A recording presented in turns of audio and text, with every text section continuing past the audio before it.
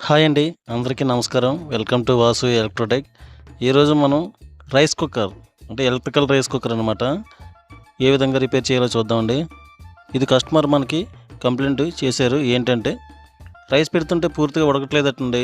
అలాగే మధ్యలో ఆటోమేటిక్గా అయిపోతుందంట. అందు గురించి చాలా ఇబ్బంది పడుతున్నామండి అని అన్నారనమాట.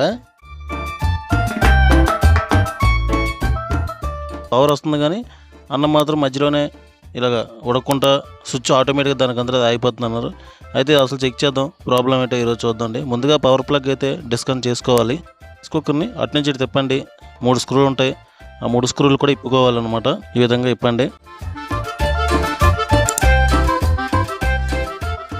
ఇలా 3 స్క్రూలు ఇప్పిన తర్వాత మనకి ఒక ఎర్త్వేర్ ఉంటుందండి, బాడీ ఎర్త్ అనమాట. అది ఇప్పవసరం లేదు, అలా వేలకడితే సరిపోద్దండి.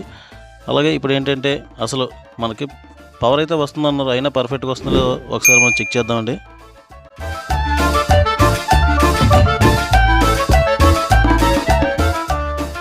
అలాగే దీంట్లో ఏంటంటే మనకి కాయిల్ ఉంటుందండి, థర్మోస్టాట్ ఉంటుంది, అలాగే automatic heat cut off switch ఒకటి ఉంటుందండి. అలాగే మధ్యలో నుంచి థర్మోస్టాట్ ఉంటుంది, మ్యాగ్నెట్లో ఉంటుంది అనమాట. ఆఫ్లైన్ కంటిన్యూటీ టెస్ట్ ఒకటి తీసుకున్నానండి. అదైతే మీకు డైరెక్ట్ చూస్తే లైట్ టచ్ చేస్తే లైట్ వెలుగుతుంది కదా. ఇప్పుడు మనం కేబుల్ చెక్ చేద్దాం. ఫస్ట్ ఎర్త్కి పెట్టినంటే అటు ఎర్త్ పెడితే లైట్ వెలిగింది. ఎర్త్కి పెడుతూనే పవర్ కూడా పెట్టాలి. ఉన్న సార్లకి ఒకవేళ ఏమైనా షార్టేజ్ ఉన్నా మనకు తెలుస్తుంది. అలాగే న్యూట్రల్ వస్తుందండి, నెక్స్ట్ ఫేస్ కూడా వస్తుంది. ఇది కూడా షార్టేజ్ ఏమవుతుందని పెట్టి చెక్ చేసుకోవాలి. బాగుంది. కాయిల్ కూడా వస్తుందండి, లైట్ వెలుగుతుంది అంటే కాయిల్ బాగుంది. నెక్స్ట్ ఏంటంటే కేబుల్ కూడా బాగుందండి, కానీ మధ్యలో ఆగిపోతుంది అంటున్నారు. ప్రాబ్లం ఏంటో మనం చెక్ చేయాలన్నమాట. ఇక్కడ స్విచ్ ఒకటి ఉంటుంది, ఆటో కట్ ఆఫ్ స్విచ్ అనమాట. అది కూడా పనిచేస్తుంది చూస్తే కనుక. ఎస్ అగొండదా ఆ స్విచ్కి కింద పైన వైర్లు ఉంటాయండి. అక్కడ పెట్టి స్విచ్ ఆన్ చేస్తే లైట్ వెలుగుతుంది కదా, అంటే అది బాగానే ఉంది.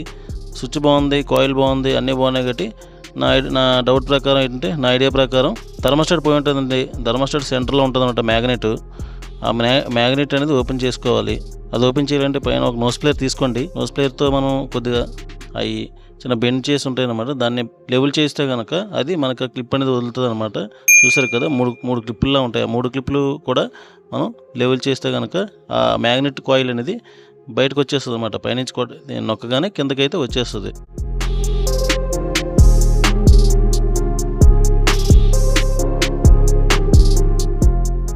ఇదిగోండి చూసారు కదా, వచ్చి తీసాను. ఇది స్ప్రింగ్ కూడా బాగా జంగు పడిస్తుందండి. నెక్స్ట్ థర్మోస్టాట్ కూడా అంటే ఈ మ్యాగ్నెట్ కాయిల్ కూడా బాగా జంగు అది పట్టింది, రెస్ట్ పట్టింది.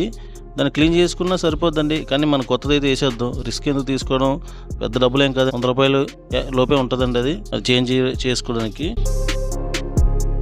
అలాగే దాని తర్వాత రౌండ్గా ఒకటి ఉంటుందండి, ఈ మ్యాగ్నెట్ కూర్చోవడానికి అనమాట, సిట్టింగ్ అవ్వడానికి గిన్నెలా ఉంటుంది. అది కూడా మనం ఓపెన్ చేసుకోవాలండి. అది కూడా ఏంటంటే క్లిప్పులు టైట్ చేసుకోవాలన్నమాట. టైట్ చేసుకుంటే కనుక అది బయటకు వచ్చేస్తుందండి.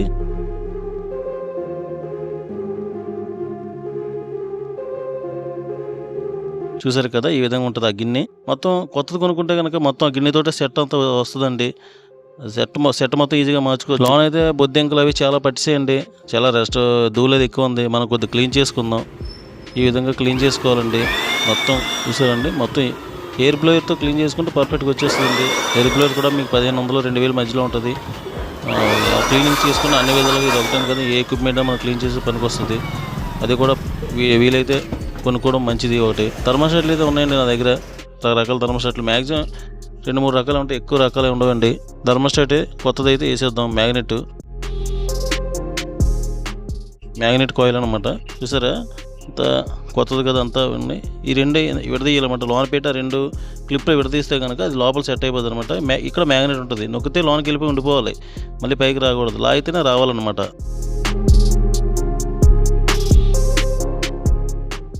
థర్మోస్టాట్ మ్యాగ్నెట్ అయితే మొత్తం సెట్ ఇది అనమాట అండి, ఇలా ఉంటుంది. దీన్ని ఇప్పుడు మనం లోపల సెట్ చేద్దామండి. ఇలా పైనుంచి పెట్టండి, పైనుంచి పెడితే అలా ఉంటుంది, సిట్టింగ్ అవుతుంది. అలా కింద నుంచి ఏళ్ళతో నొక్కి పెట్టుకొని అలాగే కుక్కర్ని తిరగేసి ఆ క్లిప్పులు అనేది మనం లెవెల్ చేయాలన్నమాట. ఇందాక చెప్పాను కదా, చూపించాను కదా క్లిప్పులు 2ను. అదే ఇదిలా పట్టుకొని పైనుంచి ఆ లెవర్ వచ్చింది కానీ అది కరెక్ట్గా అందులో హోల్లో సూట్ అవుతుంది. ఆ విధంగా పెట్టుకోవడం అండి. ఆ విధంగా పెట్టేసి స్ట్రైట్ చేయాలన్నమాట. దాని చిన్న బెండ్లా ఉంటాయి, దాన్ని స్ట్రైట్ చేసుకోవాలి. అప్పుడే మనకి వెనక్కి ముందుకి వెళ్ళకుండా ఉంటుంది అనమాట, మళ్ళీ కింద పడిపోకుండా ఉంటుంది. అలాగే ఇందాక సైడ్ని ఒక క్లిప్స్ ఇచ్చిన కదా, అవి కొద్దిగా విడదీసుకోవాలన్నమాట. అది కొద్దిగా విడదీసుకుంటే స్క్రూ డ్రైవర్ తోటి 2 ఏరియాలో ఉంటుంది, అది ఆపోజిట్ ఉంటుందండి. ఈ మ్యాగ్నెట్ వేసినప్పుడు కూడా మీకు ఆ లెవర్ కూడా అడ్డు రాకుండా, ఆ క్లిప్లకు అడ్డు రాకుండా చూసుకోవాలి, సెంటర్లో ఉన్నట్టు చూసుకోవాలన్నమాట. అక్కడ పెట్టి ఆ ఏరియాలో పెట్టి అలాగా ప్రెస్ చేసి క్లిప్పులు విడదీసుకోవాలన్నమాట. మనకి మ్యాగ్నెట్ అయితే అలా సెట్ అయిపోద్ది. స్విచ్ కూడా నొక్కి పెట్టుకోవాలి. స్విచ్ ఏంటంటే నొక్కితే కనుక మళ్ళీ రివర్స్ రావాలండి. వెంటనే ఎక్కడ పడుతుందో లేదో చెక్ చేసుకోవాలి. స్విచ్ మనం మ్యాగ్నెట్ అయితే వేసాం కదా, స్విచ్ నొక్కి టెస్ట్ చేసాం, అది కూడా బాగానే ఉంది. అంతేనండి, మ్యాగ్నెట్ అయితే వేయడం.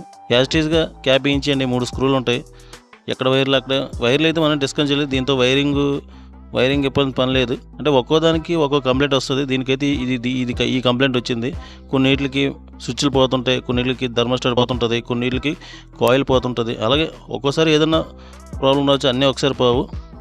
మ్యాక్సిమం కాయిల్ అయితే మొత్తం కాయిల్ ఉంది కదా, రౌండ్గా హీటింగ్ కాయిల్, అది పోతే మాత్రం కొత్తది కొనుక్కోవడం బెస్ట్ అండి. కొత్తది కూడా తక్కువ రేట్లో 1500 లోపు వచ్చేస్తున్నాయి కాబట్టి ఇప్పుడు 1500 2000 లోపు ఆన్లైన్లో దొరుకుతున్నాయి కదా మీకు. కాయిల్ పోతే కనుక కొద్ది కొనుక్కోవడానికి ప్రిఫర్ చేస్తాను నేను. పవర్ అయితే పెట్టి చూద్దామండి. ఇలాంటి ఎక్స్టెన్షన్ బోర్డులో పెట్టకూడదండి, ఎందుకంటే లోడ్ ఎక్కువ కదా, ఎక్స్టెన్షన్ బోర్డు కాలిపోద్ది. డైరెక్ట్ మనం స్విచ్ బోర్డులో పెట్టుకుందాం. ఇప్పుడు ఎలక్ట్రికల్ స్విచ్ బోర్డులో వైరింగ్ ఉన్న స్విచ్ బోర్డులో పెట్టుకుంటే మనకి ఇబ్బంది ఏమి ఉండదు అనమాట. మనం ప్లగ్లో పెట్టాం. ఇప్పుడు ప్లగ్లో పెట్టి స్విచ్ ఆన్ చేద్దామండి. స్విచ్ ఆన్ చేసి పవర్ వచ్చిందో చూద్దాం. నెక్స్ట్ కొద్దిగా వాటర్ వేసి అసలు హీట్ అవుతుందో లేదో చెక్ చేద్దామండి. వాటర్ అయితే ఎక్కువ వేయాలి, అంటే మనకి ఎక్కువ వేస్తే కనుక ఇప్పుడు టైం ఎక్కువ తీసుకుంటుంది.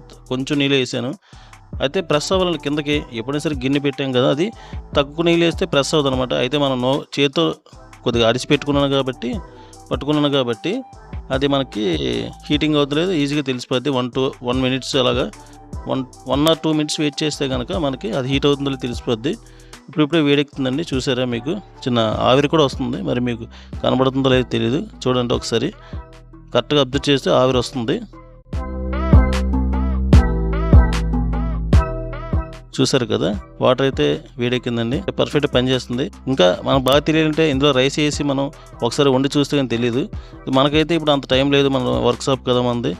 కస్టమర్కి అయితే బాగుందని ఇస్తామండి, పర్ఫెక్ట్ అయిపోయింది కాబట్టి. ఏదైనా ఇబ్బంది అయితే మళ్ళీ కస్టమర్ తెస్తారన్నమాట, అప్పుడు మళ్ళీ అయితే 100% మనకి క్లియర్ అయితే అయిపోతుందండి.